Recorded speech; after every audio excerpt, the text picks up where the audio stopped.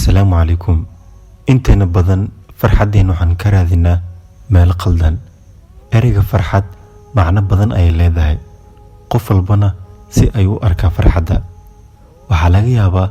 فقيركا انو فرحد او اركو لعقتا قفك حنوصانيانا وحالاغي يابا انو فرحد او يقانو عافمادكا سيدو كلنا ريكا خار وحيس ليهين حداد قادي إبستيد waxaad noqonaysaa qofka adduunka ugu farxad badan kadib markay helaan wixii ay doonayeen waxa meeshii galaya bedel kale oo ay farxadooda ku xiraan sidaas ayaan u soconaysaa ilaa ay ka dhimanayaan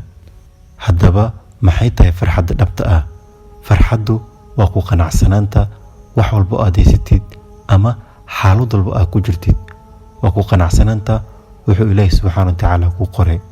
hana isweydiin muxuu Ilaahay subxaanahu wa ta'aala ku siin waayay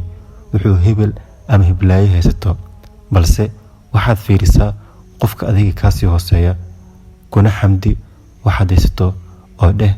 alxamdulillah.